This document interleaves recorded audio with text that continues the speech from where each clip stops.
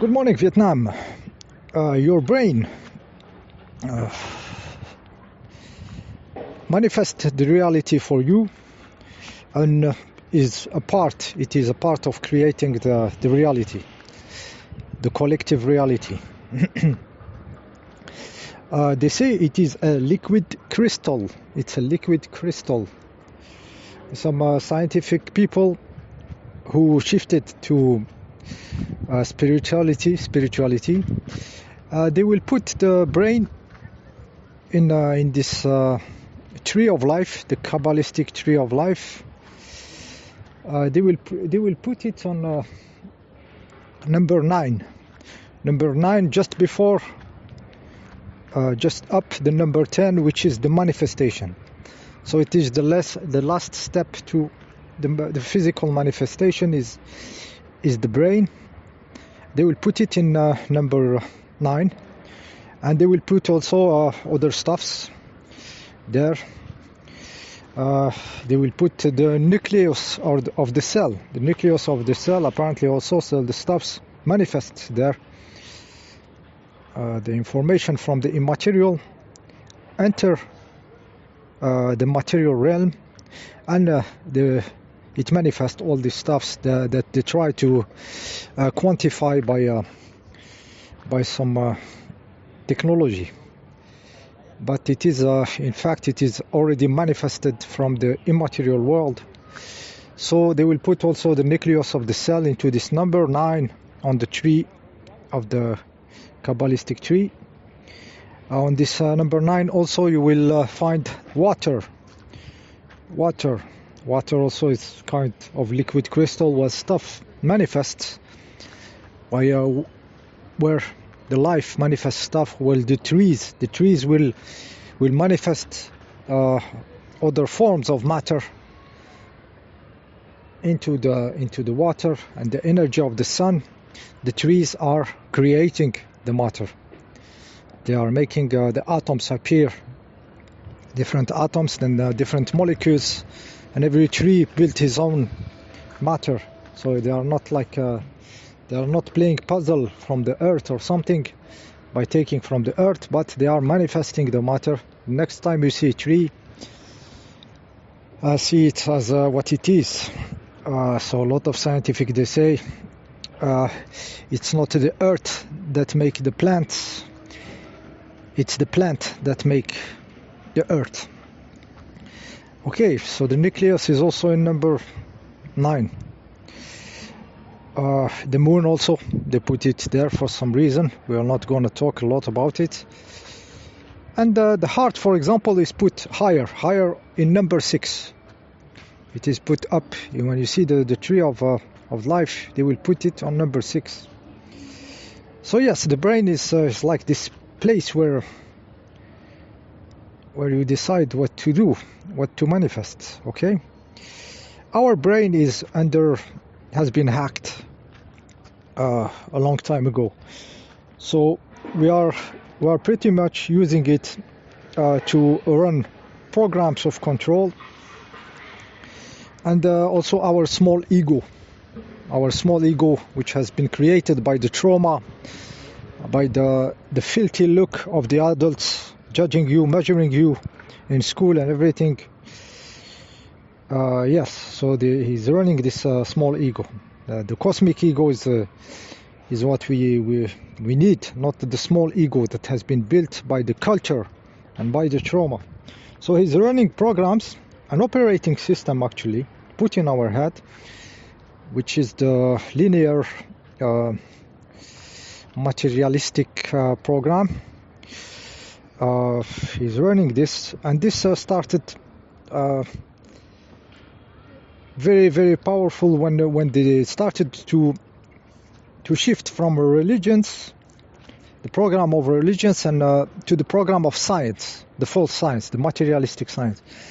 So this pastor, for example, he talked about the concept of virus, like the virus get in you and hack the system, and you start printing it. While it doesn't exist in nature, it doesn't work like this, but it exists in the computers. But pastor was there before the computers. So the logic of the artificial intelligence was already there in the time of Pasteur, talking about viruses where there is no viruses. They are just waste of the cell, dying cells. So the Pasteur was talking computing and computers before the computers appears. So that seems that maybe there is artificial intelligence already possessing those kind of between bracket cheap scientists and creating already the reality of control, which is a computing control. So Pasteur talked viruses and antiviruses before Windows, before Bill Gates. Okay? And then Bill Gates now is in charge with the things and want you to have upgrades and patches and antiviruses, you know, monthly, pay monthly, just exactly like you do with your Windows, with your operating system. The computing now get inside the biology, so the circle is closed. So this is we can see that it is kind of plan. Whether is it done by purpose or not doesn't matter. It is the fact that it's there. It is there. Pasteur talked viruses before computer, and the computer guy now is in charge of your health. Okay, so you see the picture. Yeah. So since we have a program, we have a Windows, a stupid Windows, a badly made operating system into our head. We run this in our liquid crystal, in our quantum crystal. We run a stupid Windows. And since we run a stupid Windows, we are open to the mind viruses, the malwares, the spywares. We are open to them. I was watching some supposedly tutors video, you know, and it was this very well made, like killing of the mind or menticide or something like that. And a certain moment you catch where is the malware entering you. This young voice, teenager voice, tell us that at a certain point in Europe they burnt the women because they were witches, and in Switzerland they nearly killed all the women. Okay, we should laugh about this story because for you in a village to kill a woman, this woman is the mother of somebody, is the sister of somebody, is the wife of somebody, maybe is the daughter of somebody. So you don't kill the woman like that. This is an event that can destroy the whole community. You cannot start to kill the women because one of the sons of this woman burnt, or the father of the woman that has been burnt, or the brother will kill you at a certain point, you know. So this is an event that will destroy a village, destroy a community.